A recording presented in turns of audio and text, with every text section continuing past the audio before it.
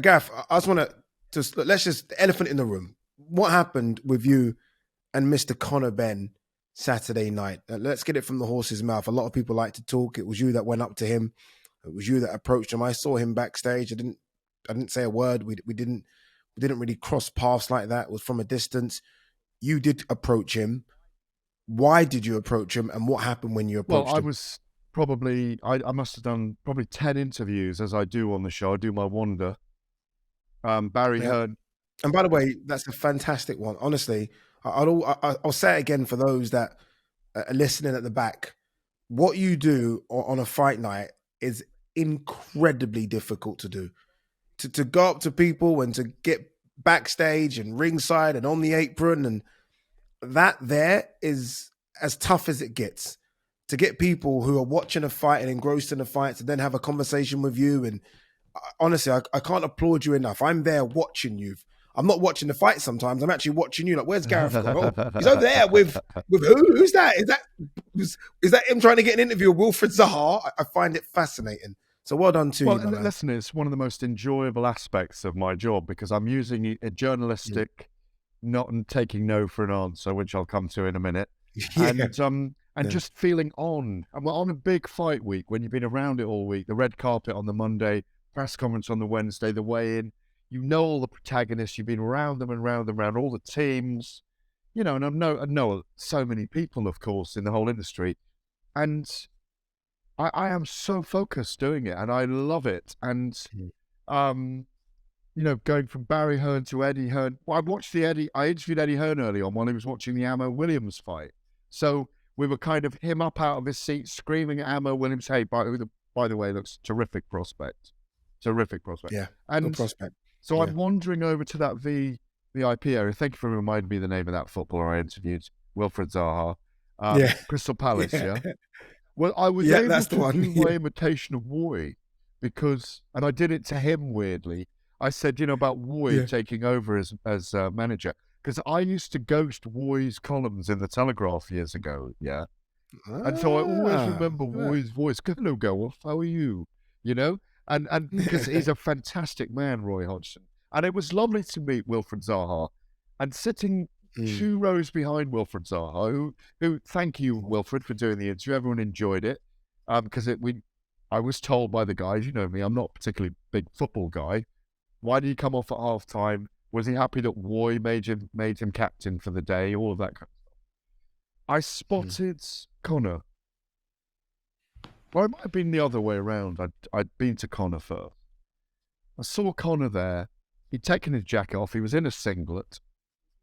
Was you surprised he was there? No, because I don't want to get anyone in trouble, but while I was doing my research, someone said, oh, someone's looking after Conor over there tonight. And I said, well, I'm going to go and speak to him. I haven't spoken to Conor for 6 months.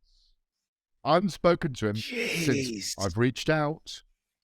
Nothing back. Yeah. I've had a couple of exchanges with Tony Simmons, his trainer. So I went over. I squeezed between 2 rows. He was in VIP row 3. By the way, people said that was a dig at Conor that he was in VIP row 3. No, that's just where he was. So that's just... Yeah, but people said I was having a dig. It wasn't a dig at all. I really like Conor. I know his dad. You know, Nigel's my age. You know what? It's funny you said that there is a bit of surprise that he wasn't in a ring next to Eddie, I think maybe. Thinking about it now, there is a bit of surprise that Conor Benn wasn't in a ring somewhere, I think. I'm surprised he went, frankly. I spoke about this in my other half, and we were really surprised that I think he had a lot. I'm going to say this about Conor. A lot of courage to go on the night. Listen, he's a terrific young man. I've had him in the studio at talkSPORT. I think I've met his son. Victoria's wife's gorgeous. You know, I've always really had so much time for Conor, and he was before the 2 clomiphene positives, he was on the way to being genuinely one of the biggest stars in British boxing. Anyway, to cut a long story short, Conor knows I like him. And when I went over with the microphone, I'm with Patrick D'Angelo, who does all the filming. Obviously, Patrick's filming it. We're live on air. And the boys say, where are you, G? Where are you? Ed Huntley, our producer. I said, I'm about 10 yards from Conor Benn. So they said, come on, take it off, go live. So I come up to Conor and I walk up to him and he's got his back to me. A huge security guard, 6'10", standing next to him. Massive. He always snarls and growls at me. He's a lovely fella, but he's always got a snarl and a growl on his face. I don't even know his name, but he's always there. You know the guy. He's lovely. Yeah, I know who you're talking about. Yeah. So he's turned to face me. Conor's turned around, and I've gone, and I put the microphone out, and Conor's put his left hand, and I think I've just swayed away as his. Thankfully, the old reactions worked. Swayed away as his left hand come out, and he's flipped the microphone bulb, and it's nearly knocked it out of my hands. It wasn't a violent act of aggression. It was a, don't put that in my face. I don't want to talk to you. Do you in hindsight wish that because you haven't spoken to him for 6 months, that if there was an opportunity, you would have spoken to him without the microphone backstage before? No. Speaking to I've him. never called him a drugs cheat. You can listen back. No, not at all. But it's anti talkSPORT. But I don't care. I've never called him a drugs cheat. I don't want him to be a drugs cheat. All I've said is that twice clomiphene has shown up in his system. That is what I've said. Yeah. I'm sick of this story.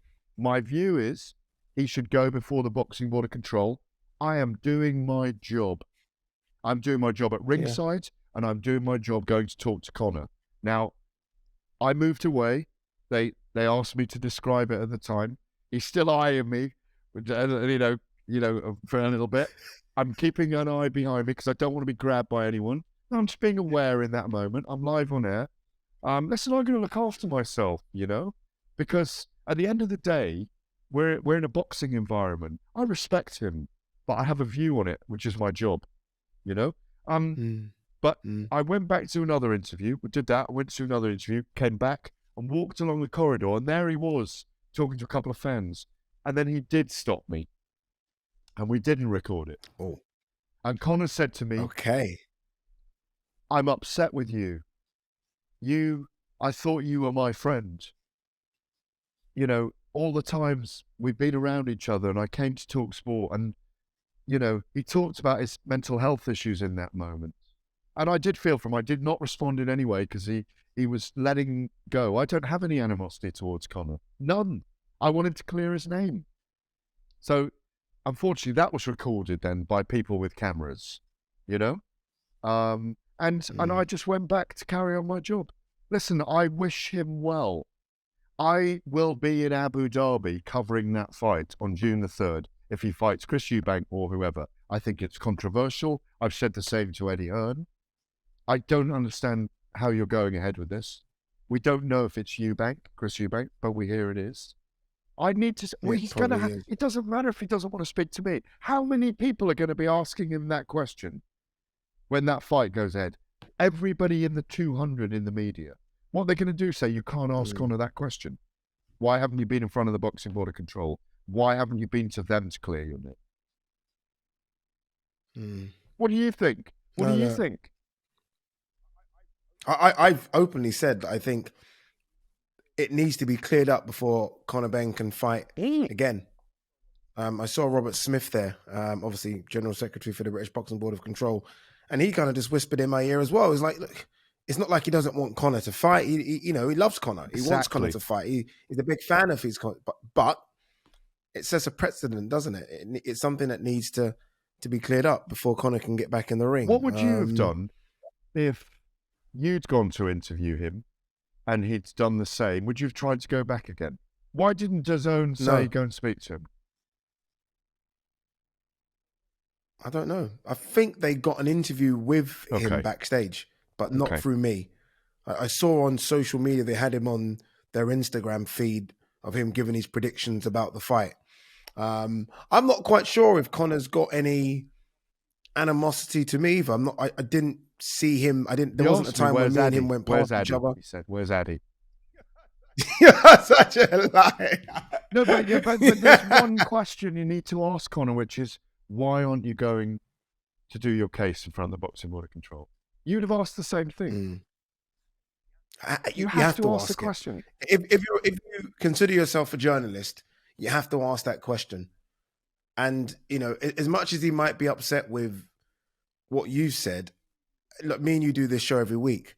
I mean, I don't think you said anything bad. And I'll say this now. I think look, others on this station have maybe gone a lot further. I don't think you are that. So when he flicked the mic away from you, I almost feel like it was to talk sport. That's not what to I took you. it as. And if he did do it at me as well, then as he said he was upset with me, then that's fine. But he can be upset with me. I have no issue with that. I wish him well. It's as simple as that, you know?